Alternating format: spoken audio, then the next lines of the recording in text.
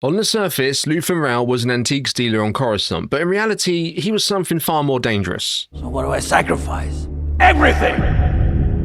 To many, he was the very architect of the rebellion. To others, even those fighting the same fight, he was an extremist you didn't dare get too close to. But here's the thing, his death wasn't just another casualty in the war against the Empire, it was the moment that saved the rebellion, laid the groundwork for the New Republic, and even gave the galaxy a fighting chance against the First Order decades later. We'd be vulnerable forever. You need to be protected. By the end of this video, we're going to break down how one man's sacrifice shaped everything that came after, why his legacy runs deeper than most fans realise, and how, without Luthen Rael, there may never have been a rebellion at all. Eventually it'll hang us both, won't they? We set that course the first time we met. Before we jump in, don't forget to leave a thumbs up on today's video and subscribe to the channel if you haven't already. If you want to catch more Star Wars videos just like this, then you're in the right place. Now, with all that out of the way, let's dive in and piece together how Luthen Rael's ultimate sacrifice changed Star Wars forever. No, I'm doing the comms. No, you're not. I'll be faster. I'll do the burn. Please don't argue. Just be waiting for me. Just be there.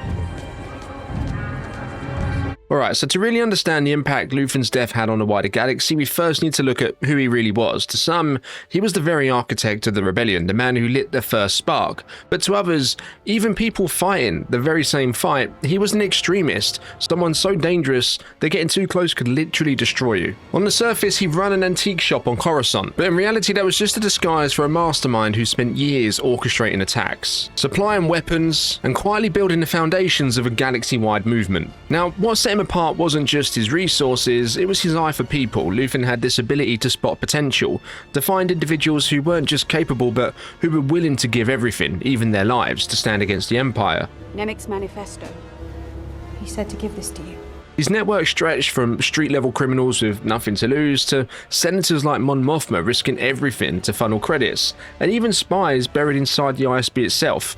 And the thing is, Luthen knew he couldn't do this thing on his own. He never set out to be the figurehead, he was the architect in the shadows, shaping the future leaders of the rebellion while knowing he'd likely never live to see the end of the fight. That's what makes him so fascinating. He wasn't just building missions, he was building people. But that raises the question, if Luthen was both a genius and an extremist, how did the people he recruited really see him? Was he their savior or just another figure willing to burn anyone who stood in his way? Now, to really paint the full picture of Luthen, we've got to go back to the very beginning, because the thing is, Luthen Rael wasn't even his real name. He was born Lear, probably Luthen Lear, who we now know served in the Republic's military. When the Republic became the Empire, he carried over as an Imperial trooper sergeant, but he didn't last long. Luthen couldn't stomach the way the Empire went around consolidating its power, the brutality they unleashed on entire worlds that refused to bend the knee. It was in the middle of one of those atrocities that he crossed paths with Claire, who would go on to become his most trusted partner. Together they broke away, adopted new identities, and began carving out a life on the fringes of the galaxy. They travelled from planet to planet selling antiquities. Sold. But no smile. Until they finally built up enough capital to open a shop right on Coruscant. Now, on the surface, it was an antique store. In reality, it was the perfect cover, an unassuming hub for one of the earliest organised rebel cells, hiding in plain sight right under the Empire's nose. And yet what's fascinating is this store wasn't just a front, it was a crossroads of where the rebellion started to take shape. It's here that credits flowed in from Mon Mothma, who in those early days risked everything to quietly support Luthen's network, and it's here that the seeds of the rebellion began to grow in ways that would eventually shape the fate of the galaxy. But of course, it does raise the question, without that chance encounter during the Empire's atrocities, would Luthen have ever become the man who lit the first spark? Or was he always destined to burn himself for the cause? Now, we can't go any further without talking about Aldhani, because this wasn't just a daring heist, it was the spark that sent ripples across the entire galaxy.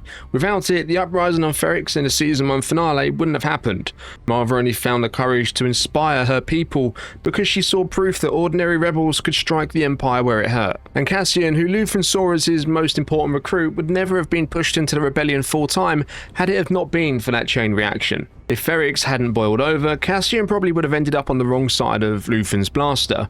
Kill me, or take me in. Anyways, from there, Luthen and Cassian launched into a string of high-profile missions, the Sinar Test Facility, Gorman, and countless supply runs that armed rebel cells across the galaxy. Luthen was everywhere, passing weapons to Saw Gerrera's partisans, cutting deals with Andor Krieger, and even making a cold-blooded call to sacrifice Krieger and his men to protect his ISB informant Lonnie. That's the kind of decision no one else would make, but Luthen was always playing the long game, and yeah, that's the thing. Luthen didn't just back the big names or the most powerful cells, he supported anyone willing to resist, even obscure outfits like the Maya Pay Brigade. It shows he wasn't just building an army, he was trying to create a movement. We've been supplying you along the way. But it also begs the question, at what point does that kind of pragmatism stop making you a visionary and start making you a monster? Because you see, he knew his own methods, his willingness to burn bridges and lives, would keep him from ever being the public face of the rebellion. And that's why he turned his attention to building leaders like Mon Mothma, who could rally people within the Senate, and Cassian, who he could mold into a top-tier spy and eventually a leader in his own right. Which brings us to Gorman. On the surface, Luthen's interest there was about intel. What's the obsession with Gorman? What are they after? I don't know, I'm trying to rethink this all with her in the picture, it doesn't make sense.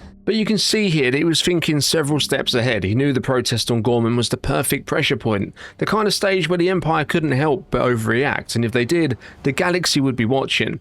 But here's the bigger question. Did Luthen really believe in victory at this point? Or was his entire philosophy built around provoking the Empire into showing its ugliest face, so that someone else, someone cleaner, could step forward and lead? So yeah, no matter how careful Luthen was, the trail of rebel activity left behind was always going to catch someone's eye. For most Imperials, these scout attacks were nothing more than a nuisance, an irritation to brush aside.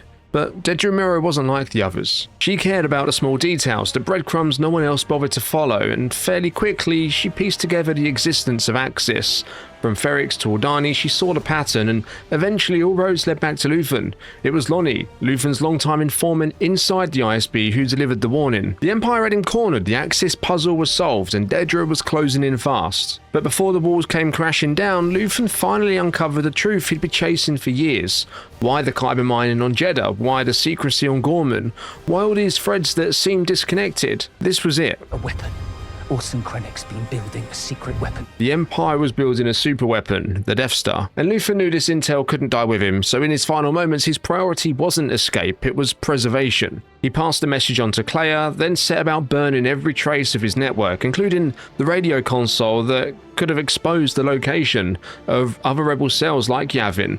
And while Dedra managed to interrupt him before he could finish the job, he got just enough done to buy the rebellion precious time. If he hadn't, then the Empire might have uncovered Yavin long before the Death Star plans reached Leia. And that's a terrifying thought. What happens to the galaxy if Yavin falls before the rebellion is ready to fight? But yeah, this is where Luthen's story takes its most brutal turn. Cornered by Dedra with nowhere left to run, he chose death over becoming the Empire's tool.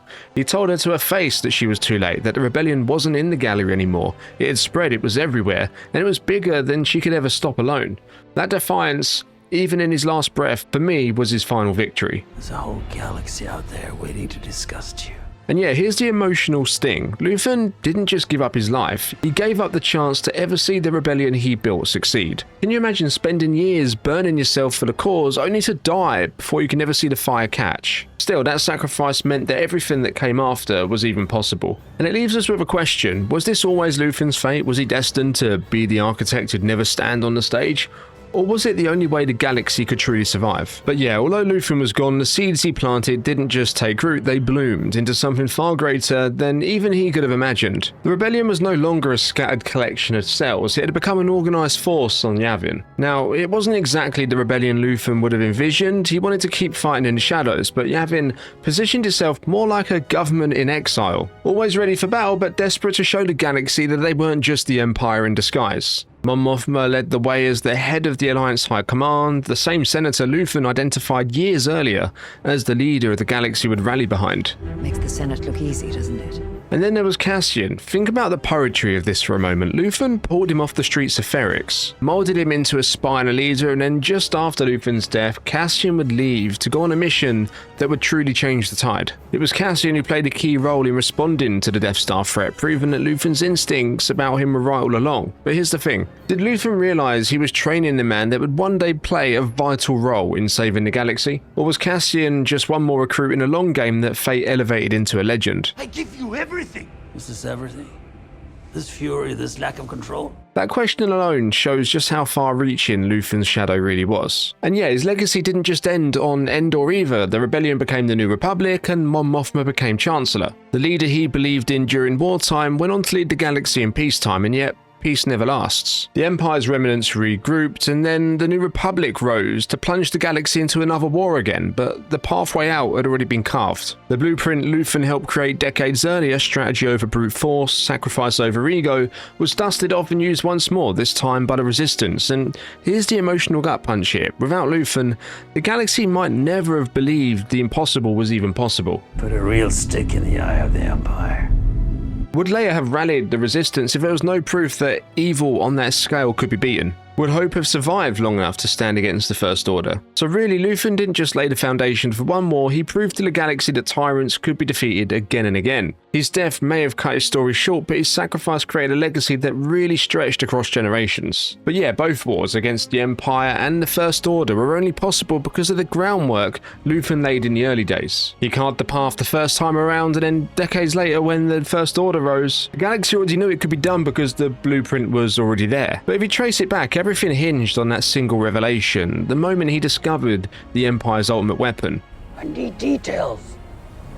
What are we up against? The Death Star wasn't just the key to the Empire's dominance, it was also the turning point that forced the rebellion into action, and if Luthen hadn't survived long enough to uncover that truth, none of it would have been possible. Kyber, Krennic, Urso. Galen, Ursa, Galen.